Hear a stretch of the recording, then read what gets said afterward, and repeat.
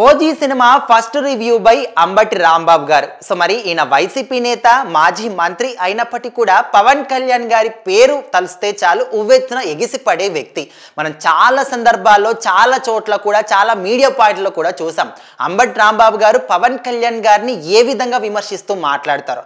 మరి ఇప్పుడు అలాంటి వ్యక్తి కూడా పవన్ కళ్యాణ్ గారి పేరంటేనే కూడా ఒక రేంజ్న కోప్పడే వ్యక్తి కూడా ఓజీ సినిమా గురించి రివ్యూ చెప్పడం ఏంటి, అది కూడా పాజిటివ్గా. సో మరి దీని గురించి ఇప్పుడు చాలా మంది కూడా మాట్లాడుకుంటున్నారు. మరి రాజకీయాల పరంగా ఎంత ప్రత్యర్థిగా ఉన్నప్పటికీ, రాజకీయాల పరంగా ఎంత వ్యతిరేకంగా మాట్లాడుకున్నప్పటికీ, సినిమాల పరంగా మాత్రం ఈయన పాజిటివ్ గానే మాట్లాడడం జరిగింది.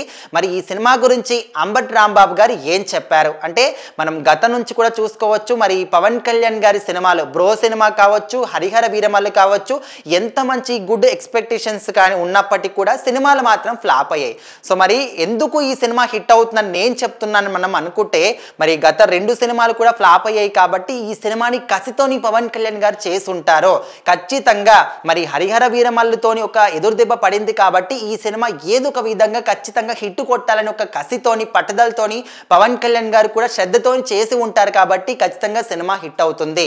అందుకు తోడు మన డివివి దానయ్య గారు కూడా సినిమా ఖచ్చితంగా ఒక మంచి క్వాలిటీతోని రావాలని చెప్పేసి ఖర్చుకు ఏమాత్రం కూడా వెనక్కడుగు వేయకుండా ఆయన కూడా ఖర్చు పెట్టారు. అందుకోసమని సినిమా ఖచ్చితంగా హిట్ అవుతుంది. మరి యంగ్ డైరెక్టర్ సుజిత్ మీద కూడా మనం ఎక్స్పెక్టేషన్స్ ఉన్నాయి. అండ్ సాహో సినిమాని కూడా చూసాం కాబట్టి ఈ సినిమా ఖచ్చితంగా హిట్ అవుతుంది. సో ఇన్ని కారణాలు ఉన్నాయి కాబట్టి ఖచ్చితంగా ఓజీ సినిమా మాత్రం ఒక రేంజ్లో ఖచ్చితంగా హిట్ కొడుతుంది, విజయం సాధిస్తుంది అంటూ అంబటి రాంబాబు గారు చెప్పారు.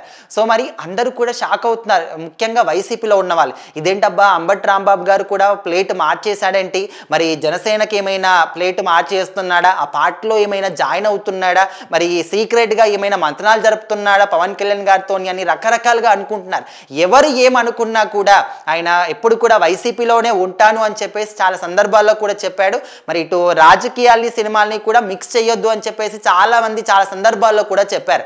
ఖచ్చితంగా రాజకీయాల పరంగా మీ మధ్య ఎన్ని గొడవలైనా ఉండొచ్చు, ఎన్ని ప్రత్యర్థులుగా ఎంతమంది అయినా ఉండొచ్చు, కానీ సినిమా అనేది ఒక ఎంటర్టైన్మెంట్.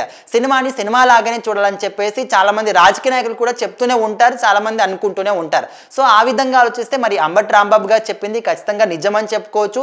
ఈ సినిమా మీద స్టార్టింగ్ నుంచి కూడా భారీ అంచనాలు ఉన్నాయి కాబట్టి ఖచ్చితంగా హిట్ కొడుతుంది అని అయితే మనం అనుకోవచ్చు.